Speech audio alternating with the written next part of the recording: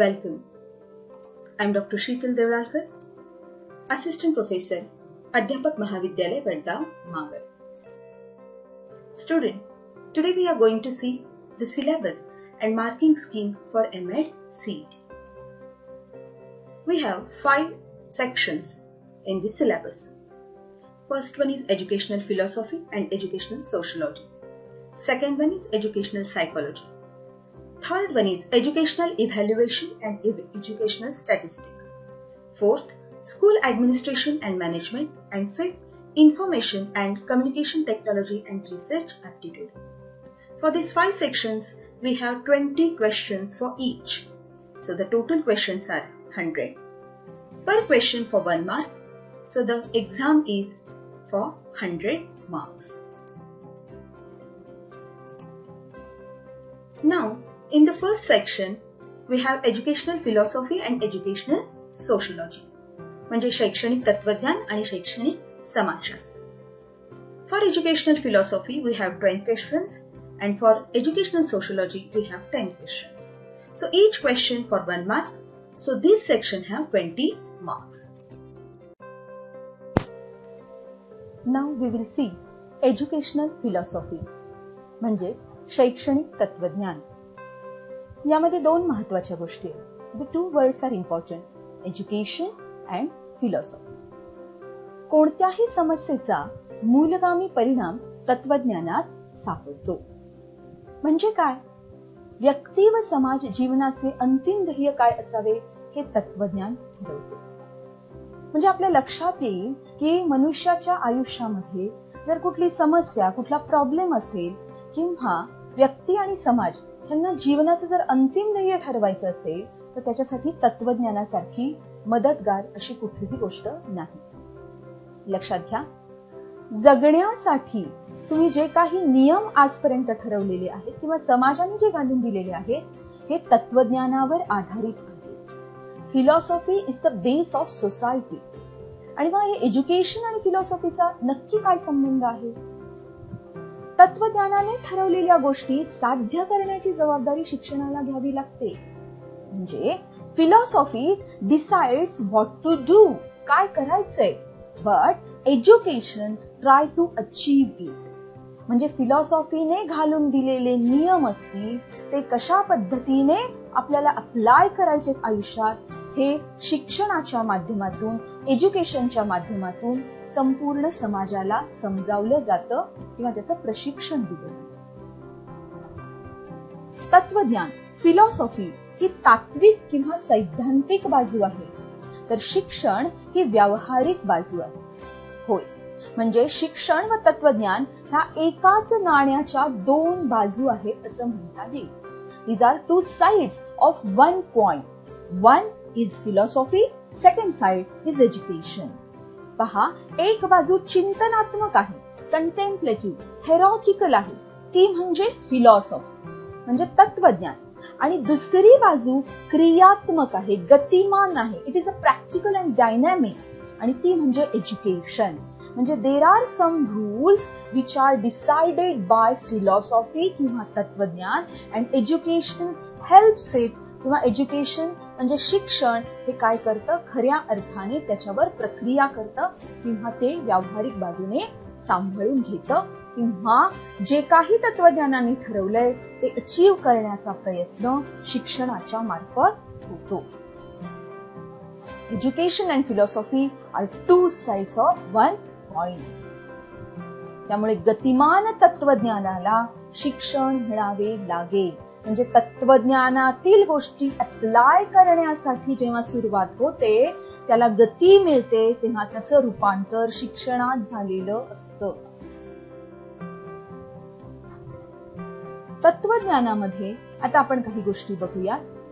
पहिला वाद आहे आयडियालिझम. म्हणजे काय? ही तत्वज्ञानाची शाळा आहे किंवा हा सिद्धांत आहे. These are the schools of philosophy. The first one is idealism.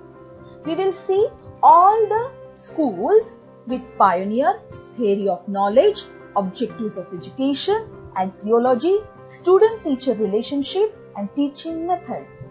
म्हणजे पहा, फर्स्ट स्कूल ऑफ फिलॉसॉफी किंवा जी पहिली तत्वज्ञानाची शाळा आहे ती आहे आदर्शवाद किंवा अध्यात्मवाद. We called it as idealism और spiritualism. And who is pioneer?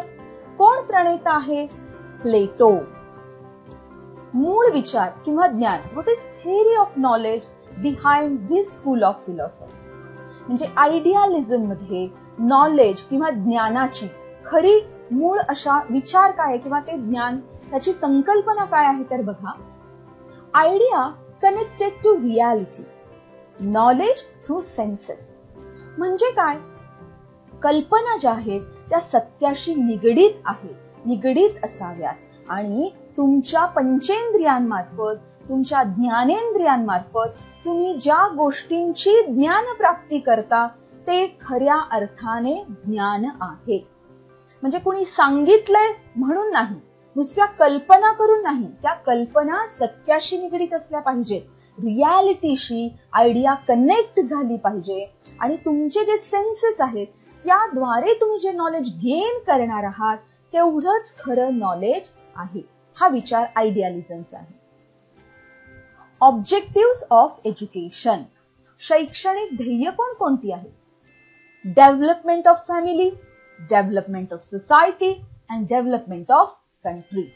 म्हणजे कुटुंबाचा विकास, समाजाचा विकास आणि राष्ट्राचा विकास हे एज्युकेशन किंवा हे ऑब्जेक्टिव्ह आहे एज्युकेशनचं किंवा शिक्षणाचं आयडियालिझमनुसार.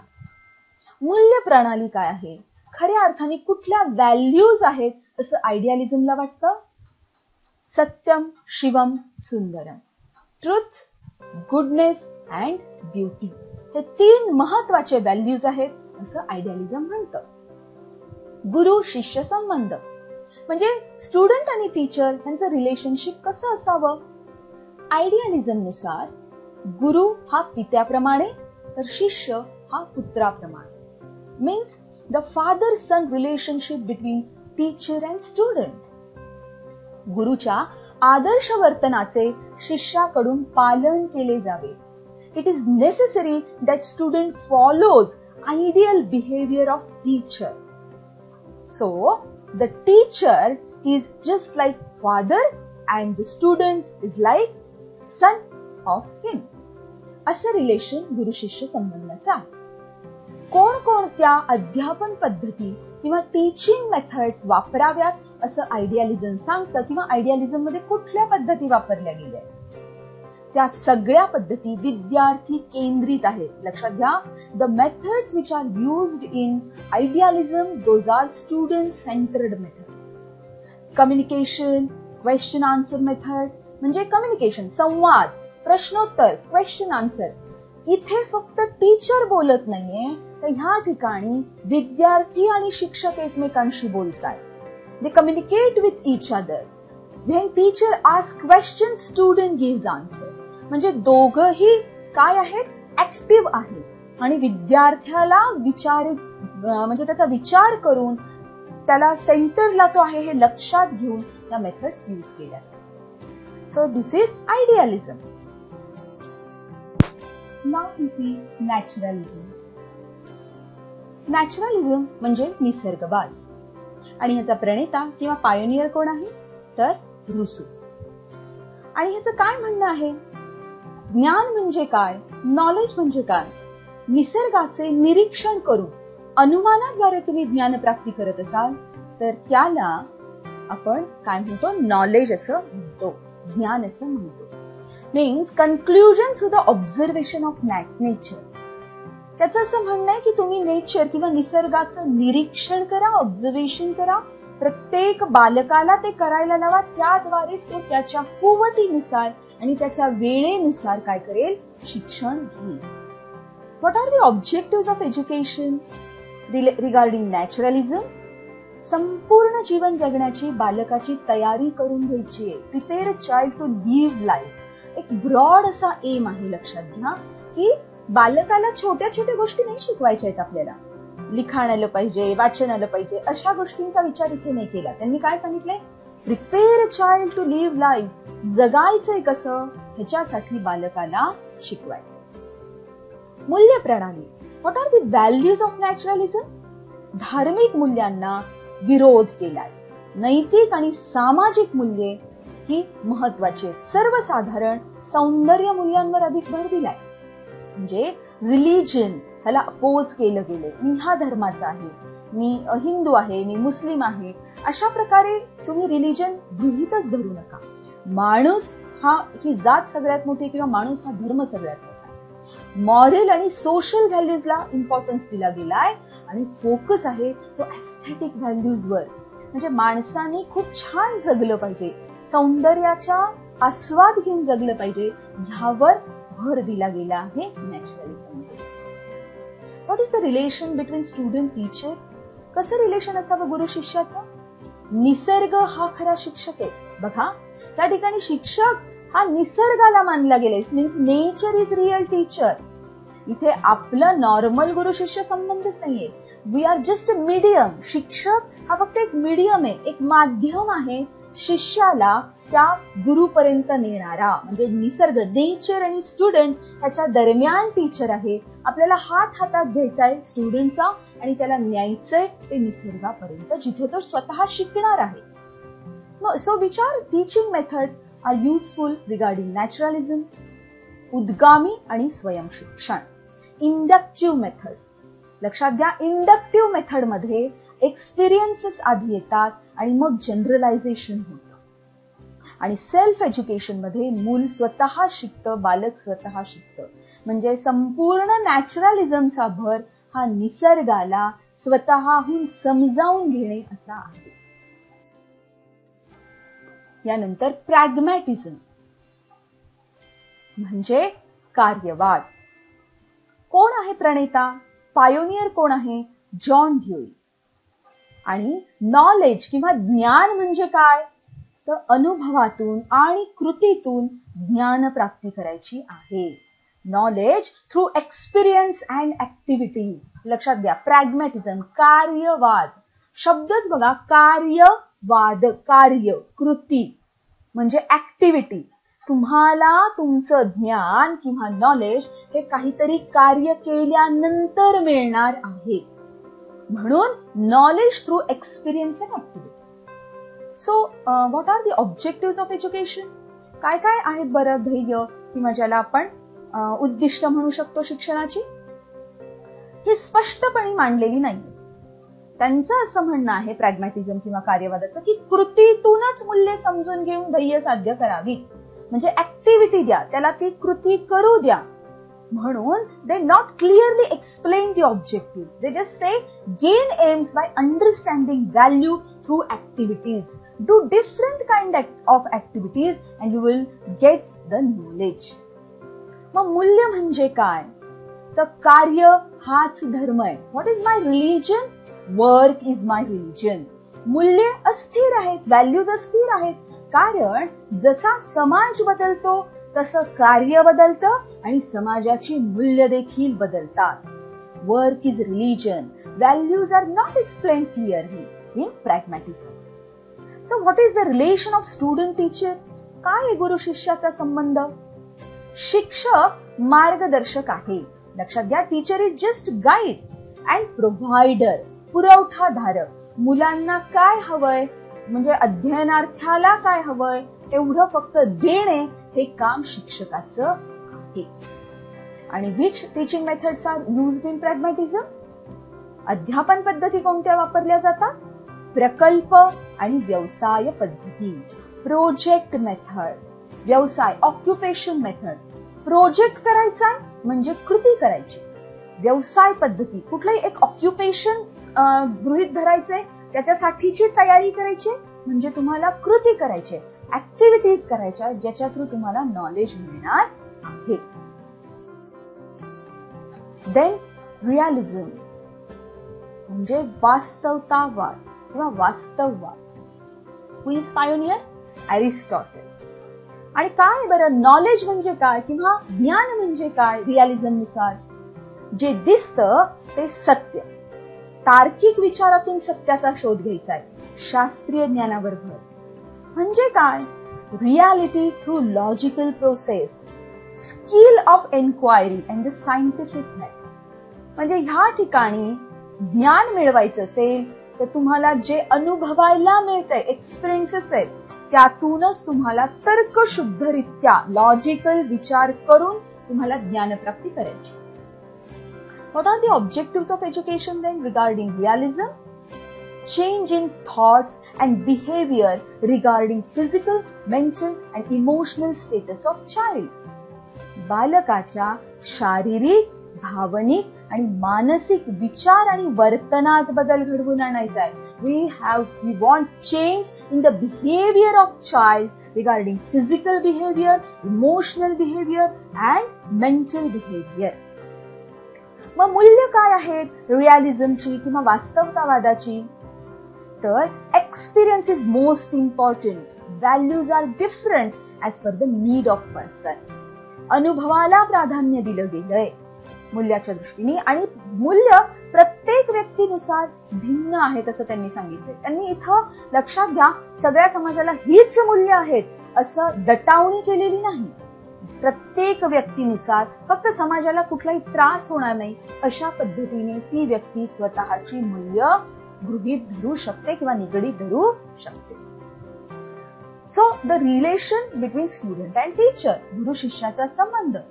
शिक्षक हा मार्गदर्शक आहे, टीचर इज अ गाईड. आणि टीचिंग मेथड्स कुठल्या आहेत? विद्यार्थी केंद्रित पद्धती पण वास्तवाला धरून. Use student centre methods but with the help of reality. हे रिअलिझमचे सगळी वैशिष्ट्य आहे. आतापर्यंत आपण वेगवेगळे वाद बघितले. वी सी फिलॉसॉफर्स ऑफ आयडियालिझम, किंवा जे काही वेगवेगळे आपण वाद बघितले, ह्यामध्ये देखील या सगळ्या तत्ववेत्यांचा समावेश कुठल्या ना कुठल्या काळात आलेला आहे. हे सगळे तत्ववेत्ते विशिष्ट काही वादांना गृहीत धरतात किंवा मान्य करतात. आता पहिल्यांदा जे फिलॉसॉफरचा आपण अभ्यास करणार आहोत ते आहे, तुम्हाला फोटो बघून लक्षात आलं असेल, Rabindranath Tagore. There are 4 fundamental principles in Tagore's educational philosophy: naturalism, humanism, internationalism and idealism. Shantiniketan and Vishwa Bharati are both based on these very principles. He insisted that education should be imparted in a natural surroundings. Creation is important. His values, spirituality, simplicity, education in mother tongue. म्हणजे लक्षात घ्या, रवींद्रनाथ टागोरांच्या शिक्षण विषयक तत्वज्ञानानुसार त्यांना निसर्गवाद मान्य आहे, मानवतावाद मान्य आहे, आंतरराष्ट्रीयवाद मान्य आहे आणि आदर्शवाद सुद्धा मान्य आहे. ह्या सगळ्यातील काही घटकांवर त्यांचा विश्वास आहे, पण त्यांचं खरं सख्य होतं निसर्गवादाबरोबर. ते म्हणायचे की निसर्गात मुलांना सोडा, मुलं आपोआप जगायला शिकतील. शांतिनिकेतन येथील शाळा आणि विश्वभारती विद्यापीठ त्या दोन्ही याच तत्वांवर आधारित आहेत. त्यांच्यानुसार शिक्षण हे निसर्गाच्या सानिध्यात घेतलं जावं. अगदी झाडाखाली बसून मुलांना शिकू द्या, झाडांच्या जवळ जाऊन शिकू द्या, फुलपाखरांना बघू द्या, फुलांना बघू द्या, डोंगरावर जाऊ द्या आणि त्या निसर्गाच्या माध्यमातून शिकू द्या.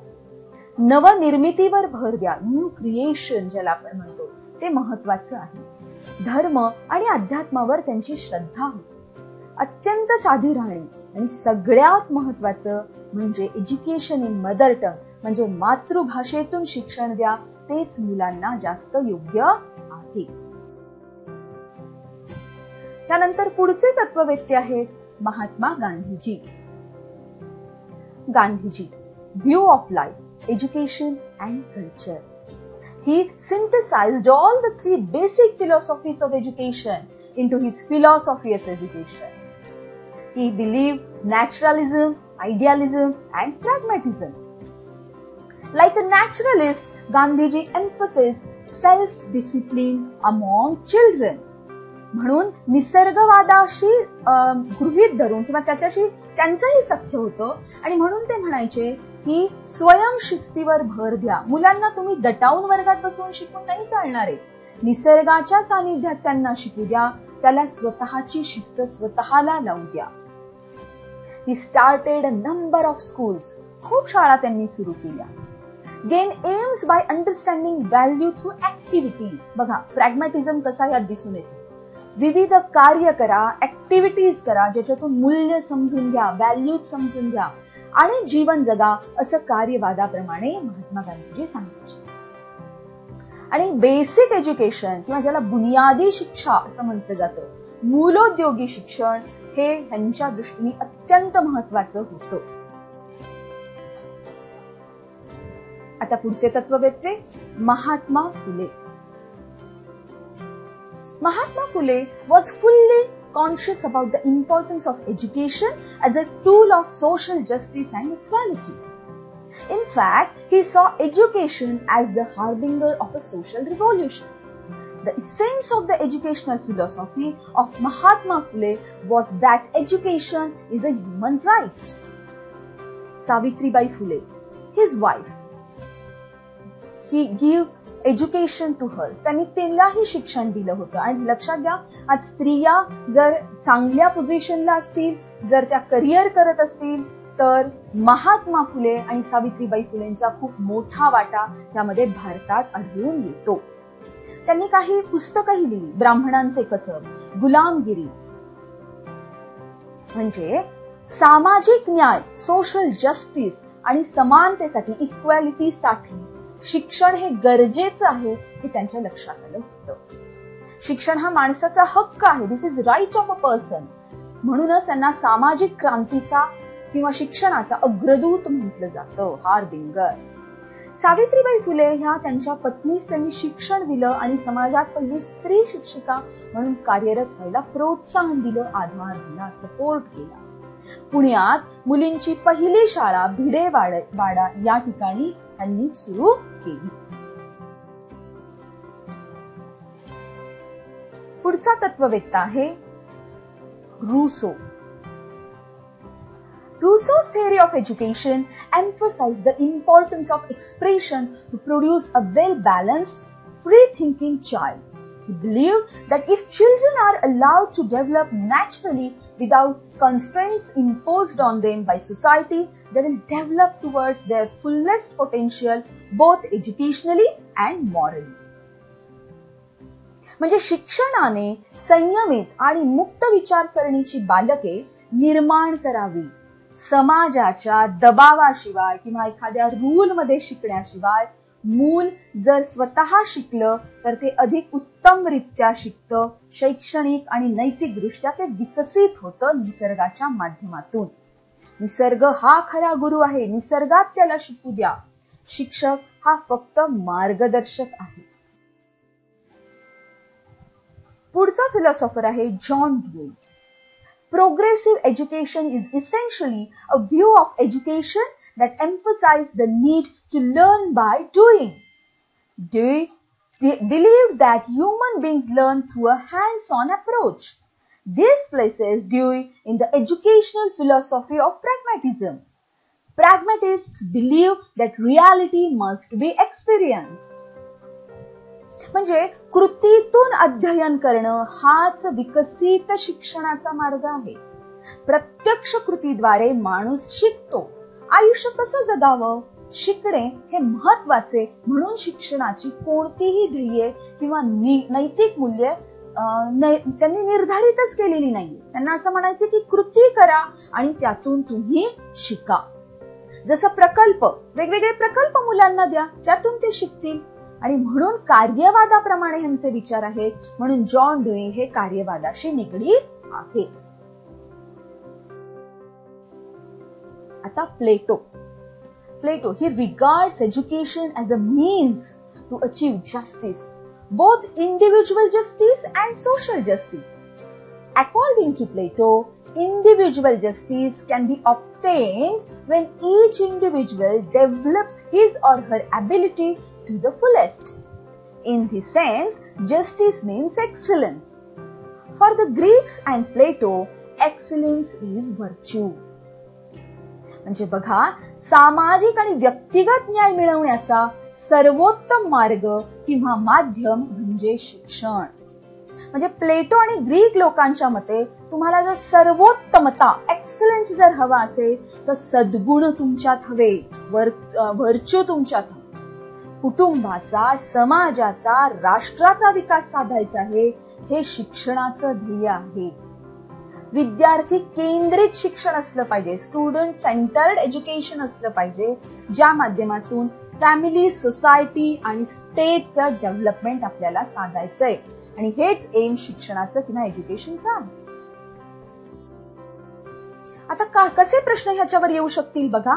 आपण सगळे फिलॉसॉफर्स पाहिलेत, आपण सगळे वाद बघितलेत किंवा स्कूल्स ऑफ फिलॉसॉफी बघितल्यात.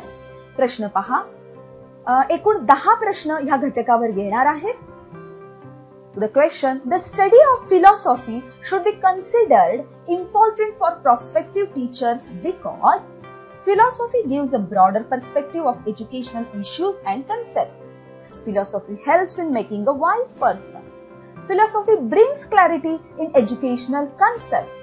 And philosophy provides a framework for viewing educational problems in true perspective. म्हणजे संभाव्य शिक्षकांसाठी तत्वज्ञानाचा अभ्यास महत्वपूर्ण आहे, कारण शैक्षणिक समस्या आणि संकल्पनांची व्याप्त बाजू तत्वज्ञान देते. शहाणा माणूस घडवण्यास तत्वज्ञान सहाय्य करते, शैक्षणिक संकल्पना स्पष्ट करते आणि शैक्षणिक समस्यांकडे सत्य आणि संभाव्य दृष्टिकोनाने पाहण्याचा आराखडा देते. आणि उत्तर आहे ए. म्हणजे शैक्षणिक समस्या आणि संकल्पनांची व्याप्त बाजू तत्वज्ञान देते, म्हणून संभाव्य शिक्षकांसाठी तत्वज्ञानाचा अभ्यास महत्वपूर्ण आहे. आता पुढचा प्रश्न पाहूयात. Which philosophy favors the statement man is the nature of all things?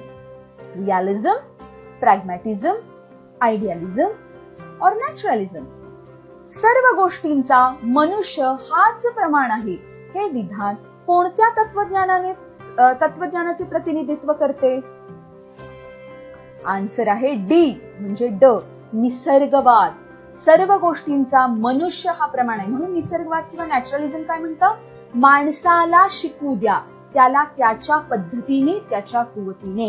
इथे अभ्यासक्रम महत्वाचा नाहीये, माणसाचं जगणं महत्वाचं आहे. The next question, which of the following thinkers does not give priority to the modern science and technology in education? A. Gandhi, B. Tagore, C. Aurobindo, D. Vivekananda. म्हणजे शिक्षणात आधुनिक विज्ञान आणि तंत्रज्ञान यांना कोणता विचारवंत प्राथमिकता देत नाही? गांधीजी, टागोर, अरविंदो किंवा विवेकानंद? उत्तर आहे ए, म्हणजे गांधीजी. त्यांच्या दृष्टीने मॉडर्न सायन्स आणि टेक्नॉलॉजी हे शिक्षणात महत्वाचं नाही, तर ज्याला आपण म्हणतो ना बेसिक एज्युकेशन महत्वाचं आहे. अजून एक प्रश्न बघा. What is the name of university founded by Tagore? Shantiniketan, Visva-Bharati, Kalakshetra आणि नन ऑफ दिस. टागोरांनी स्थापन केलेल्या विद्यापीठाचं नाव काय? शांतिनिकेतन, विश्वभारती, कलाक्षेत्र की यापैकी नाही? आपला खूप गोंधळ ह्या प्रश्नाच्या वेळेला होऊ शकतो. बऱ्याच जणांना शांतिनिकेतन वाटेल, पण नाही. उत्तर आहे बी, विश्वभारती, कारण हे विद्यापीठ आहे, युनिव्हर्सिटी आहे. आता लक्षात घ्या, यासाठी जेव्हा एक्झामला जाल ह्या गोष्टी लक्षात ठेवा. The questions will be objective multiple choice questions with 4 options. बहुपर्यायी प्रश्न असून 4 ऑप्शन्स तुम्हाला येणार आहेत. एक ऑप्शन तुम्हाला सिलेक्ट करायचा. There is no negative marking, म्हणजे योग्य प्रश्नाला गुण मिळणार आहेत, अयोग्य प्रश्नाचे गुण कमी केले जाणार नाही. The time allotted is 1 hour 30 minutes, 90 minutes, म्हणजे एकूण 1.5 तासाची परीक्षा आहे. The questions will be in English and Marathi, दोन्ही भाषेत प्रश्न असणार आहे आणि मोड ऑफ एक्झामिनेशन असणार आहे ऑनलाईन. हे काही रेफरन्सेस आहेत ज्यातून मी ह्यावरील घटकांचा अभ्यास केला होता. तुम्हाला सगळ्यांना खूप खूप शुभेच्छा. MSCET खूप छान पद्धतीने तुम्हाला जावी. All the best. थँक्यू.